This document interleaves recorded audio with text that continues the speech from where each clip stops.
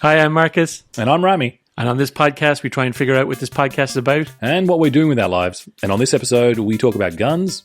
And Traeger barbecues. Yeah, barbecues. With a great friend of ours who we just happened to dial in on the spot. Hope you enjoy the episode.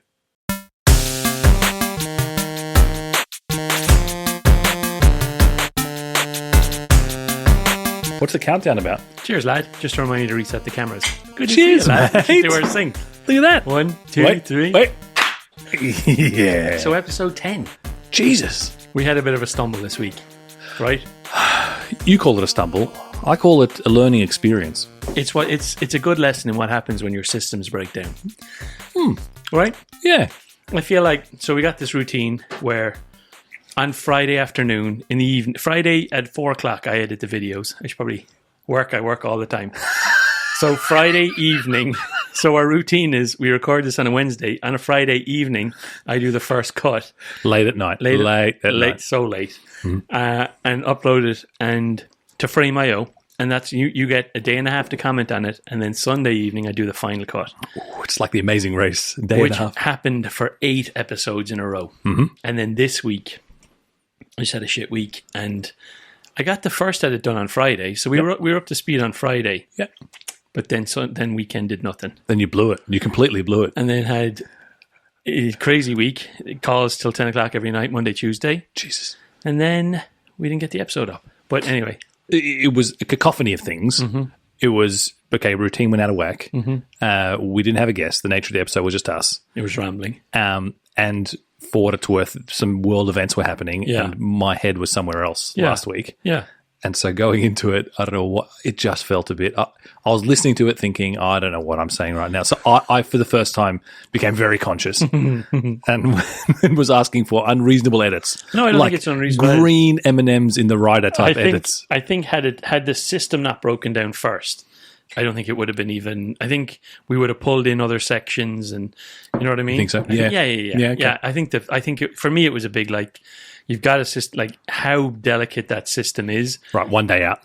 Yeah, just like not getting the hour on a weekend. 1 hour on a weekend is what it takes for me to get it right. Yeah. And not putting that in, I couldn't snatch that back. It's just weird that I couldn't get that hour back, you know? Balance, delicate balance. It the is. Ecosystem of this podcast. I hope everyone appreciates that. When you're busy, that's all. I'm like, you know. Which you always are. No, I'm just saying. As we've established. You're such a dick. You're very busy. I'm not going to go, I've made the decision not to go into the EVs yet. What? Because we can't buy a Rivian for 2 years. And it just went up by 15 grand. Yeah, fine. You know, but like, I basically want a Rivian or I don't want a Cybertruck unless they do a drastic remodel in terms of how it looks. Yeah. So I basically want an F-150. Yeah. But I'm not going to get a Gen 1. So... It's so specific. Yeah, but I'm just particular. That's the way I am, though. Particular. Who doesn't want a review? I'm seeing more and more of them down there. Even Kara said they look really nice. Yeah, because she's basing it strictly on the lights, nothing else. Yeah, the little roundy, the oval. Yeah, it looks like a cute little ET character. I'm not sure I love those lights, honestly. I think they'll date, but they look great now. Yeah, they look great now. But I you know, it's definitely the best. It's got that cool pass through cargo area thing, where you can put a barbecue in there. Yeah. No, they've got it nailed. Yeah, but it is a startup. I do worry about its longevity. Like Musk has been poking holes in it. It's a thing. They've had a lot of funding and they've not shipped a lot of vehicles. Yeah, and you can't get one. I mean, if I could buy one now, I'd be you know. But I'm not ready to buy an F-150, so I'm just going to keep my truck for another 3 years and do what I bought it for, which is can't go camping in it and go off-roading in it and leave it out the front. Should I be worried about my car being out the front? Is it going to get marked, tagged, keyed? There might be a drive-by. You're going to be a drive-by. You might get a few bullet holes in it. Speaking of bullet holes, yeah. What was the scene? Yeah, the video that you. Yeah, like the video was chilling for me. Seeing that your security cam and your wife and kids and hear it and the response. Yeah. This is my office here. We're at a bench here. Over there is where I work. And I was on a work call and onto one of my colleagues. And there was 7 in close proximity. Right behind my house here is a park. My wife and 2 kids were playing in the garden here, right outside my office. And there was clearly 7 shots fired. And sometimes I've been to a gun range and stuff like that, so I know what guns sound like. But sometimes fireworks go off, and you think, was that a gun? Yeah. Like, was that a gunshot or was that a firework? Like, having heard that in a urban scenario, fireworks don't sound like gunshots. I immediately knew it was gunfire.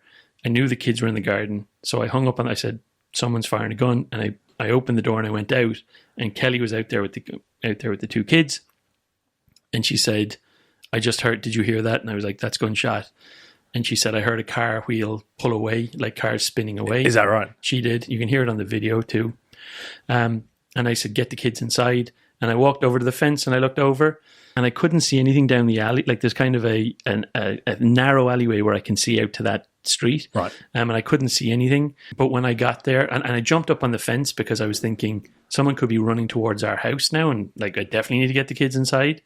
But there was nothing like that. But then I could hear the guy roaring, Screaming. the guy roaring. Is that right? Absolutely roaring. And I was like, "Oh shit, someone shot." So I came in here, I grabbed my medic gloves from the wall there. I've got this little box of gloves for working on my motorcycle. And I,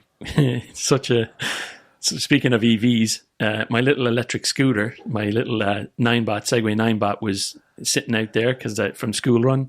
And I jumped on that and I whipped. So while it happened just here, my house, it's like I had to go 2 sides of a block to get to the guy. Because I had to go out the front, around the side, because it happened out back here. So in my mind, Yeah. the footage, so you've got security camera footage of this stuff, which is like chilling. For me, it was like reverberating in my mind for 3 days after. Yeah. What happened next was that you looked at the fence, took another look, and then leaped over in some sort of heroic style fashion and went, no, you came back, you just set it, and then you powered up your electric memory, scooter. I was as quick as I came back quickly, grabbed those, went to my scooter down.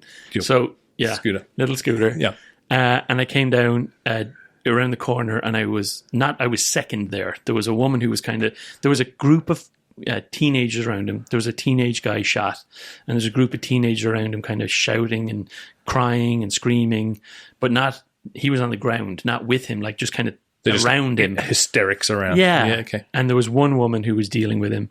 I don't know how graphic for a podcast you want to be, but he'd been shot in a couple of places, and she was dealing with one wound, and I didn't think that wound was the most significant one.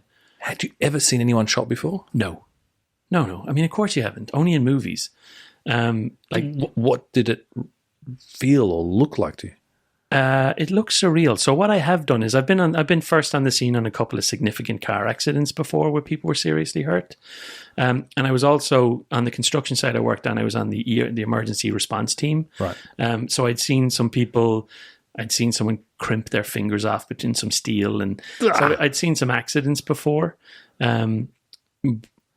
So I guess I just kind of that stuff doesn't really shock me. I know that. I mean, it does sound like I'm trying to, but it doesn't, because it's not my family. Like I told you before, if one of my kids falls over and cuts their knee, Faint. or if they bump their head, I panic. My wife has to deal with it. I'm like, are their eyes dilated? Don't let them go to sleep for a week. That kind of stuff.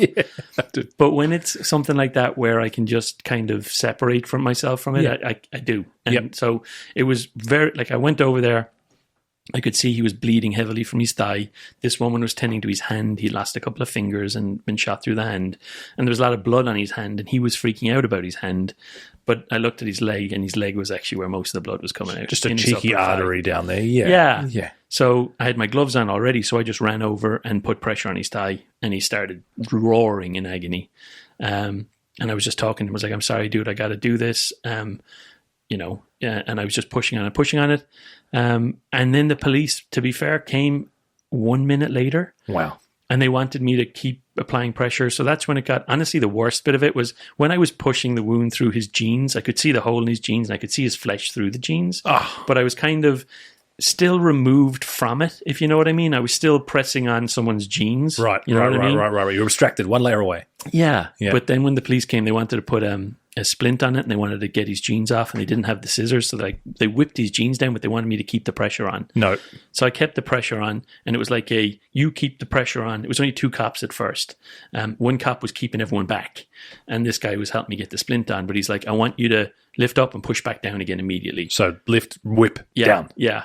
And he lifted, He whipped, and then I pressed down, and then I was pressing on someone's fleshy wound, and then it was real. Then it was like your hand and glove. Gloves.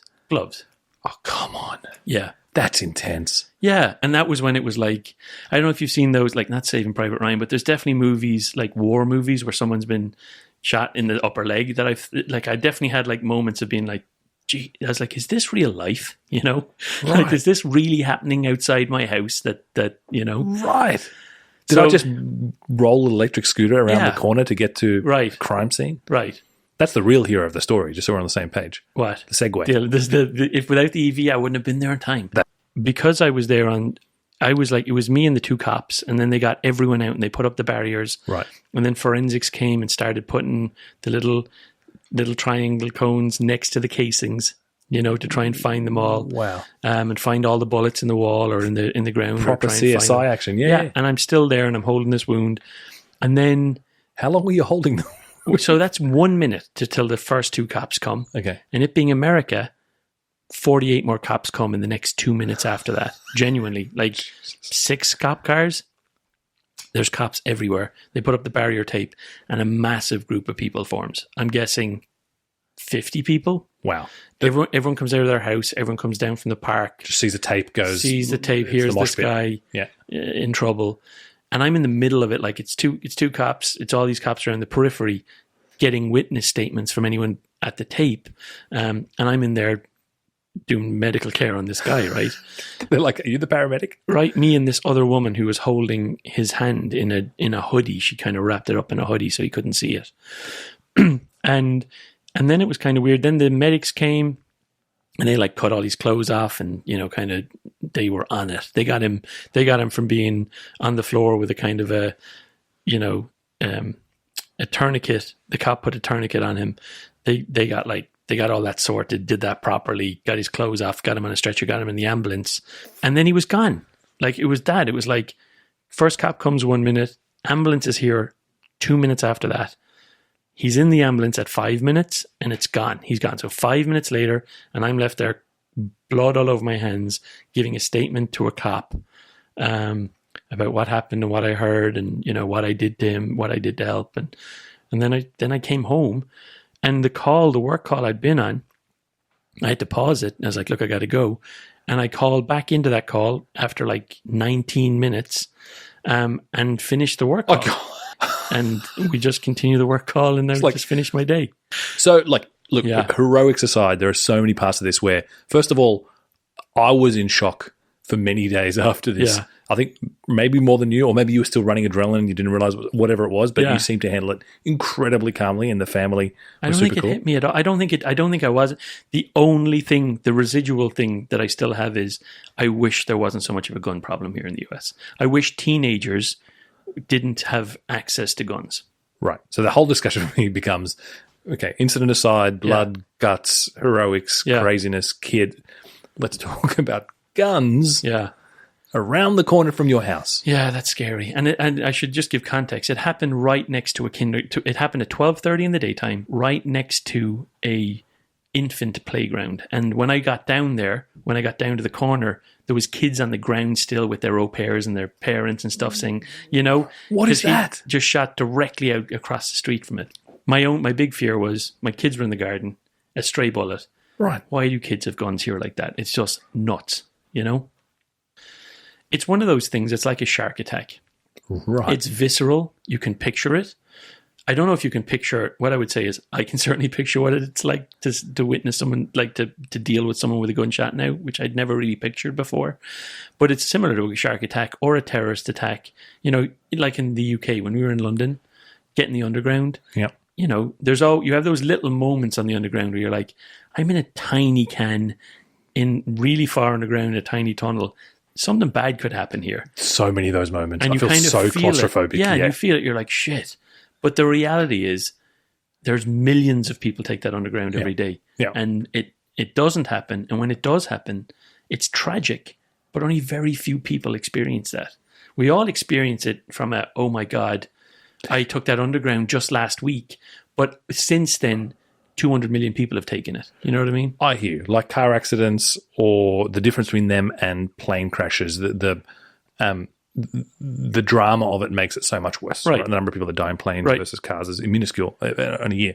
But unlike shark attacks, you see it, you hear it. Yeah. There's a place that you walk past that it happened and it would always have happened. Yeah. There is this kind of concentric rings of impact, right? You, the people around you, the 3 blocks either side. And then there's the drama of it. That'll never sink in for me. That guns are a thing you have to do. People have guns in their cars here.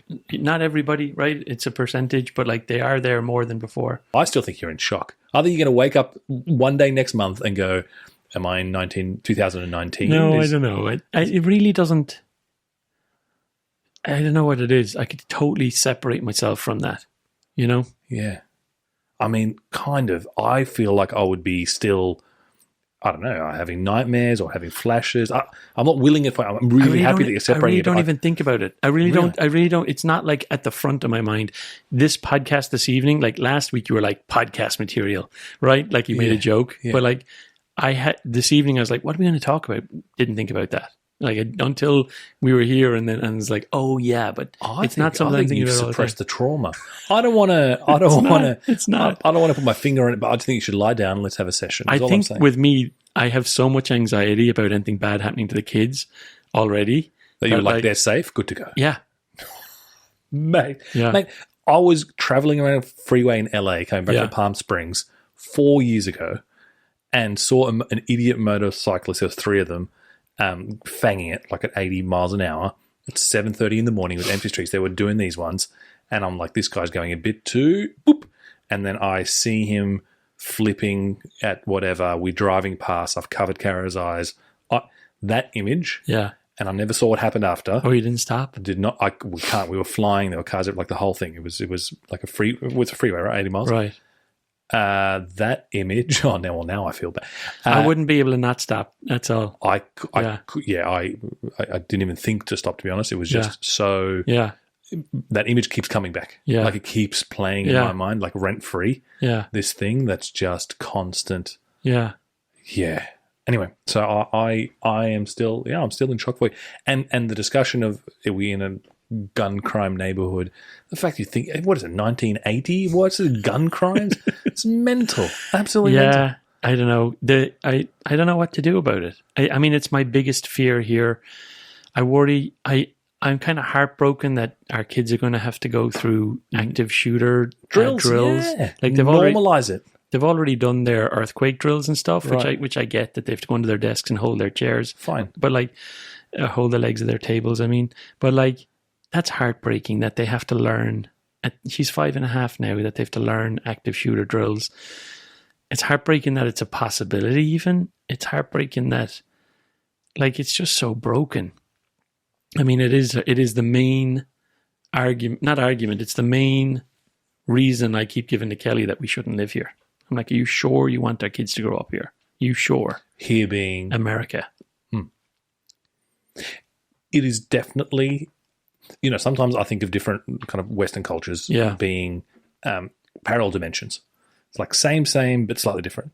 And coming from Oz or kind of English derivative, you kind of England, London, Australia, London, you kind of get similarities, and you come to the US and you go, yep, same. Oh, hang on, what's going on? Wait a minute. Why are there Magnum cars on here? What's going on with these rules? What are you talking about? Where are the Zeds gone? Why? What's double fisting? There's just something like same, but there's a parallel dimension element to it, and like healthcare is obviously one. You're like, how did we end up here? Where the company is paying for your health? Like, I get it, but that's just a weird of all the paths that you ended up here, and then the guns. Of all the paths, and like. You can give me all sorts of Pilgrim Amendment rights, civil war. No, I get it. I get it why it was written in originally. I'm not so worried about the French or the British right now. Right. You know what I mean? Right. Do we all need to have guns right now in case the British come back? I'm not I think we're okay, Depends, I don't know. Depends who you ask. I don't know. There is a and this, depends on how comfortable you are talking about American psyche and stuff, but like there is something unique here about entitlement or it's my right. And I'm not saying everybody has it, and I'm not saying it's left or right, or I mean because there there's something culturally here that's really important about people can't tell me what to do. Yeah. Which seems to be much more important than it is in Europe, where people just do what they're told. People vote on stuff, and then the majority decides, and then that kind of becomes the norm. But it doesn't happen here, you know? It's selective, though, isn't it? It's like the freedom of speech chat we had last time. There are a number of these rights, so-called rights, and Right. it's selective depending on what it is you are, which side you're on of the argument. Yeah. This, I'm not sure. There's clearly good swaths of the population who do not believe it's a right to carry a semi-automatic. Yeah. I mean, of course there isn't. But then, then you think, like, I have had conversations with Kelly. I was like, in the past, trying to navigate this. I'm like, should we have a firearm locked in a safe or buried in the garden? Right. Let's lean into it. Let's take it to logical conclusion. Then it's the escalation of commitment, right? Then it's like but it always comes down to, if you had a firearm, would you use it? And I wouldn't. Right. So then you are at the mercy of just pointing it as a deterrent. I don't know. So the point is, it's just broken. And I get people, and I get rural areas. Like, so, I think there are situations where it makes sense to have one. Like, as in, if you're living in Alaska, and your bears are coming down, bears on you are on a daily everywhere, basis. or whatever, or having a shotgun or a sidearm or something like that just makes sense. And I actually, I know people here who choose to carry firearms. And you play computer games with people who carry firearms. Yeah, and that's different, isn't it? Because I do like Call of Duty. I can separate that. You know what I mean? It is different. It's a virtual gun. No. I'm not, and I'm not anti-guns, which is the thing. I'm not anti-guns. What do you mean you're not anti-gun? I'm not anti-firearms existence. I think that they have a place. Like ever? Should they have ever been invented? Yeah, and I think I could see people going to a shooting range as like a sport. I get that. Okay. Like archery. But as long as you're not going out trying to potentially skewer someone with a fucking arrow, you draw the line with, archery's a sport. Look, I'm good at archery. I can hit the target. But I bring it with me in case I have to skewer someone at the supermarket. You know what I mean? That's not right. It's also, it reminds me of when the amendments were drawn, we had muskets. Mm-hmm. The musket that, the footage where you see gunpowder in and then you rod in. And it would take longer than it took you on the Segway to get around the corner to reload, to shoot one more time. Do you know what I mean? Yeah. So I feel like technology and context are more important than what was written in biblical times. Let's talk about technology. How are there not guns with like fingerprint readers? There is. I know that the technology, someone patented it. There was a kid a few years ago who had the gun wouldn't fire unless you put your finger on the fingerprint reader, right. like just in the way that you hold it. Because the way gun safety, you're supposed to have your finger up first before you put it on the trigger. Yeah. And he had a fingerprint reader that would unlock the gun and then you fire it. But it's like the vital seconds in the quick draw. Everyone's picturing this quick draw where it's that like you got to fire off a round and at point something. It's like, yeah, but all these kids who are finding their dad's guns and they're not with us anymore, and all these accidental things that happen and all that, how many of those would be avoided with that? We should know the stats off by heart, but when you draw the comparison to sharks, it just doesn't compare. The number of shark attacks, or vending machines that kill you in a year, it does not compare to gunfire. I think it's something that's not going to be solved. I don't think it's solvable. Like I don't. Not in our lifetime here. I really don't. Do you think? No, I don't think with the NRA, the power the NRA has, and just how when I see mask mandates, how polarizing that is, and that's just putting a piece of cloth on your face. Yeah, people feel much more strongly about their weapons, and I think I just don't think it's. I don't think it's like Why are the police so heavily armed? Why is the first thing they do is pull a gun in every scenario? Why the police are terrified? There's just this weird. It's just escalation of commitment, and it's just like police are terrified because there's guns everywhere. Yeah, and so the first thing they do is pull a gun in every situation because there's guns everywhere. Guns beget guns. Get rid of all the guns. Take all the guns off the police. We know what it's like to live in the UK, where most officers are not armed. Yeah. How that de-escalation of situations, you're required to de-escalate a situation because it's a fist fight, if not. Yeah. Not, you know what I mean? So just anyway. Yeah. It's a disaster. Yeah. I didn't know that you well, I should expect it and more so given what you just went through. But it is No, it's always been my main fear in America. Going back forever with Kelly is like the kids now. When are they going to learn? When are they doing that training? Are they okay? They're going to do that training when they're next year. Okay. People are actually going into schools and doing that. I'm going to have a chat with Rosie at some stage and tell her what to do and that stuff. It's like what? I'm in complete denial about that. I'm in a complete bubble and complete denial. Yeah. I don't see it. I don't hear it. I don't experience it. This is the closest I've had but to it will anything. happen at school. At one point in time, we were going to do predictions. And here's mine. I think it will be solved in our lifetime. Yeah. That's optimistic. I like that. I think so. Mainly because it's going to get to the point of ludicrousness. And I know you'll say there's been a Sandy Hook. There's been things that beyond ludicrous. And if they don't compel the country to act, I don't think it's necessarily about degrees. It's just something will capture it. I don't think so. I hear you. I don't think so. Yeah, I feel... What just popped? Yeah.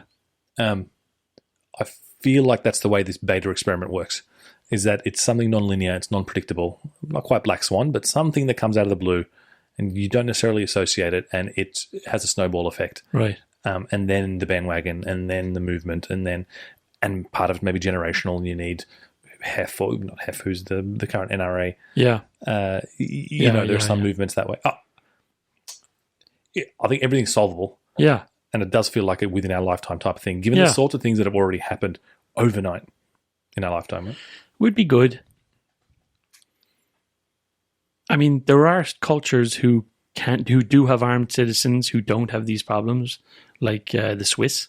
Like the Swiss have everybody in Switzerland has a rifle under their bed, but it's not a gun culture. Their guns are there because they were all in the reserve.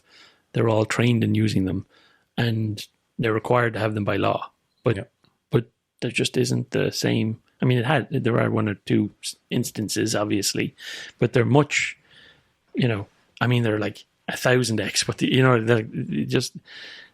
the mass shootings here are daily. Yeah, that's insane. We were getting the WhatsApps from Kushal again today. Kushal, our editor, we have not heard from since the first week in January. Suddenly, we threw over 12 tracks of unedited, unsynced gobbledygook and said, "Hey, how about some editing? Can you make this into a podcast for us?" He appeared again. He's doing his CS degree in Toronto at the moment, but he just pinged us and said that he liked one of our episodes, so that's nice. I think it's not the last we hear of Kushal. I think Kushal is going to be a recurring character in a future season. Long game. Yeah, he's playing the long game. I've definitely continued to get really lovely feedback. I find that people are actually listening to it regularly. Yeah, listening to it while they're doing other things, and they're sending it to friends who listen to podcasts and go, "What do you think of this?" and some positive feedback. Yeah, I'm shocked. Is maybe my main response. Like, why are you actually still listening? But it's really sweet. It is sweet. Yeah. I don't know. I honestly think there's a parasocial element to it, which is my hypothesis up front. And I think that's still there. Yeah. Which is it's about, the sense that it's about the people. It's kind of you're part of our conversation. I wonder how successful it is beyond people who've never met us, though. Like, I still think that it's mostly people... Yeah. We have a solid core. 80% of people have met us.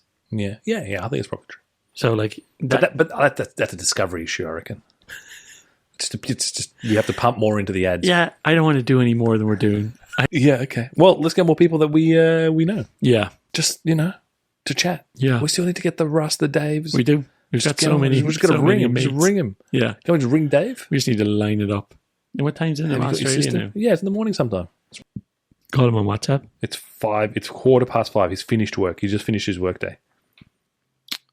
We call him? Yeah. He's going to want to talk about your smoker. Guaranteed it comes up in the first 2 minutes. Wait. What else? What else? Let's do it. Bets. Dave. How you go, mates? And then I'm going to say in the first 30 seconds, talks about a barbecue. Your smoker specifically. What meats are you cooking? How's that smoker going? What wood pellets are you using? We're doing that. Are we going to tell him he's on the podcast first? Yeah. Because I think he'll talk about the podcast. Guys, the podcast's amazing. Okay. Yeah. I think it'll be a bit of that first. Yeah. Love it. Let's do it.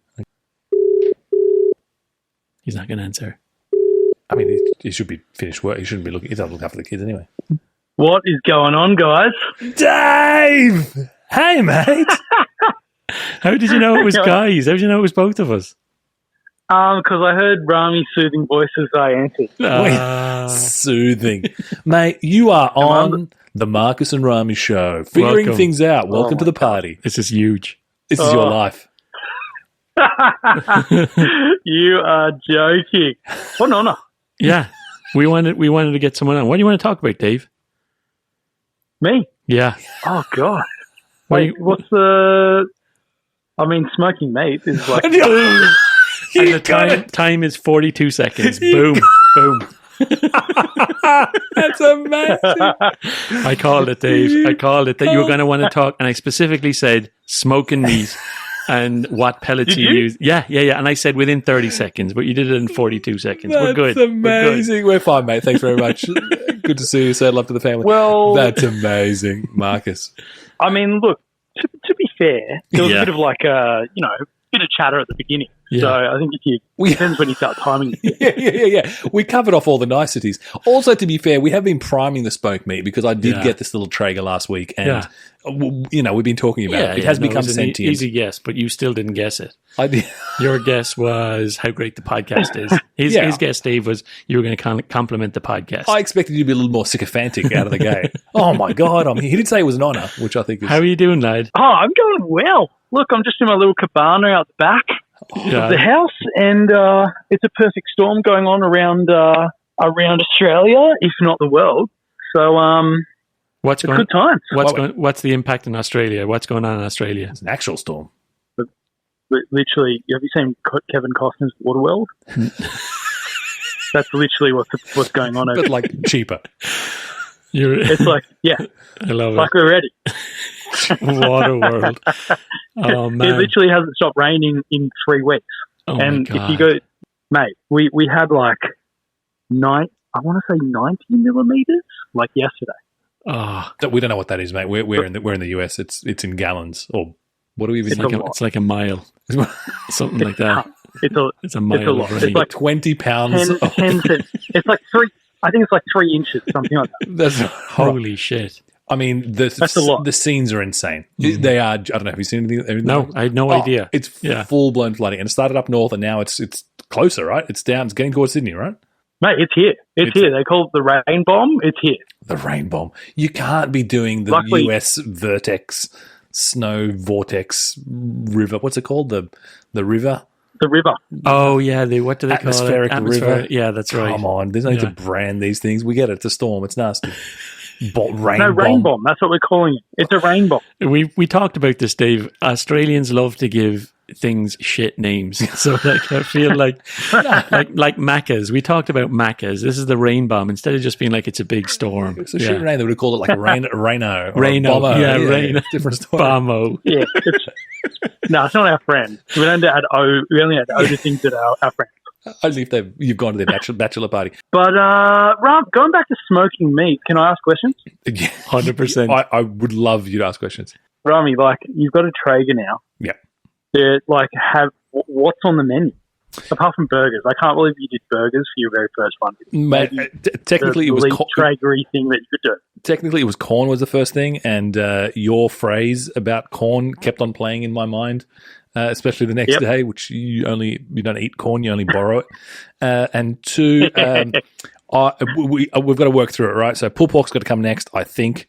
Ribs has got to happen, and then brisket. I'm going to work my way up to brisket because if I can crack a brisket, like a proper Austin, fatty, delicious, smoked up, proper peppery brisket, sold. That's a full-time job, though, the brisket. You gotta tend to that like a child, you know? Man, look, it's an app. You need to get a babysitter. Not in this app. No, App-driven really. barbecue. No, mate. What are you talking about? Yeah. This isn't an offset smoker. This is a Traeger. It's set and forget. Yeah. It's like, put it on there, go about the rest of your day. It's a lad slow cooker is what it is. I did struggle with like gas. You might as well cook it in your oven, whereas at least with this, there is a flavour difference. There is a genuine flavour thing. I'm into it. The app thing does it for me. You're using the Traeger pellets, so Premium. you might get a kiss of smoke, but I think you need to change your game. Tell us about the pellets, Dave. How does he up his game? Go deep. Yeah. Go deep on the pellets. Okay. So pellets. Yep, I started with Traeger pellets too. I thought I was crushing it. I was trying every different type of wood, going, oh, I could taste the apple, the subtlety of apple versus mesquite or something. Not true. Turns out you can't. Can't.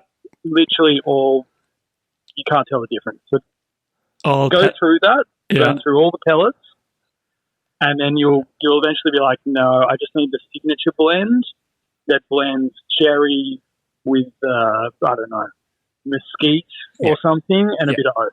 Yeah. I feel like a passenger on that WhatsApp group. There's a lot of Traeger chat going on. I know an awful lot about them now, given that given I don't even own one, You're going to soon, though, judging by... Oh, yeah. I mean, I'll be 41, soon as well. So that seems to be... You got the one wheel at 40, I got the one wheel at 40, you got the Traeger. I'm sure that's what's coming. Yeah. Can I ask a question? Do the Traegers just do regular barbecue function as well, though? Like if I want to do a quick... Yeah. Chicken breast, I can just stick it on and just do grill. Yeah. Okay. Yeah. It's about temperature, right? It's like smoking. It's a gas barbecue though, as well as just it's gas as well as no. It's a pellet, fan powered pellet, right?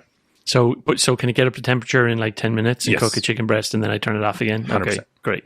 And Great. precision via the app. Okay. Yeah. Because Dave, you were talking about having dinner at 10:30 at night with Izzy, and I was like, that's not going to be a winner. That cracked me up. You're like, it's done. It's done when it's done. And I'll be honest, my first foray was an overrun. Let's be clear, it was an overrun. Yeah. What is that, Lammy? Is it the 8-hour brisket? Mate, you could never do a brisket in 8 hours. You're talking about 16. But you're such a noob, Rami. You don't even know how long it takes to do a brisket on a Traeger. I'm never going to commit myself to a 16-hour... I can't commit to a 16-hour phone plan, let alone fucking brisket. Are you kidding me? What's the best thing you cooked on it? What is the signature thing that I should do to prove to everyone, including Marcus, that he should get one? Beef cheeks. Beef cheeks. Oh, did not see that beef coming. cheeks. Yeah, he was on about that. They had a few beef cheeks. The story was, didn't know what they were going to do. Izzy pulled some beef cheeks out of the back of the freezer, stuck them in the Traeger, and it was the best thing they've ever eaten. Right? Isn't that right, Dave? I listen. I read your 100%. WhatsApps. Yeah. 100. Mate, you are like, I don't know, mate. You are on it. I suck it all. I mean, it's just a product I don't own yet, so I want to know everything about it until I own Mate, it. I just thought you were just cruising on through the WhatsApp, No, he's a lurker. He's a lurker. Yeah. Yeah, what do they call you? Like long time looker, first time poster or something like that. Yeah. I was letting you guys have your moment with the Traeger. It was it was a connection happening from far away. Two Aussie lads talking a different language. Still, when I fired it up and it took 20 minutes to upgrade the software, before I could do anything, I was. Come on, it's 20 minutes, maybe 5 minutes. Yeah. This is not right. But worth it though, right? In the end? The app. Do you have the probes and stuff for the temperatures and all that stuff? You got all the stuff. It's all based on and there's loads of accessories you can get. This is like your next, right? No, not really. I'm not much of an accessorizer, but the app is wicked. The idea that I'm changing the temp, I'm looking at it, it's precision. From your living room? From at home, from the shop. Oh. I've got the meat and I've fired up the thing. Like that's where we're at. Okay, that is cool. Kelly gives me so much grief because when I'm doing a barbecue, I pull out a chair and a beer and I sit and watch it, and I do and I check it and I'm like looking at it, but like barbecuing for me is about being with the barbecue, and I'm not doing any childcare and I'm not helping at all. But so I think this could be something. If Kelly knew that might definitely seal it as the 41st birthday. Kelly doesn't have to know about the app. I mean, it is a bit like fishing. That's the idea. And for what it's worth, I still go out there and just watch the number tick up, just because you want to. It's nice and it smells nice, and you're just I want to keep an eye on it. Soaking up the smoke in my clothes. Yeah, nice. Had neighbours pop over, Lammy. Neighbours pop in and go, "Ooh, new barbecue smells lovely." Yeah, 100%. No one has ever complained about the mild, delicious smoke that is wafting through the neighbourhood. Now, the Dave Lambert hasn't been published on the internet, I'm pretty sure. The Dave Lambert way to cracking the Traeger low and slow is start every piece of meat out at about 180 Fahrenheit for a couple of hours. This is the smoke it for as long as possible at 180 to get the flavour in. Exactly. 180 to up to 225, that's when you're going to get smoke into it. Yeah.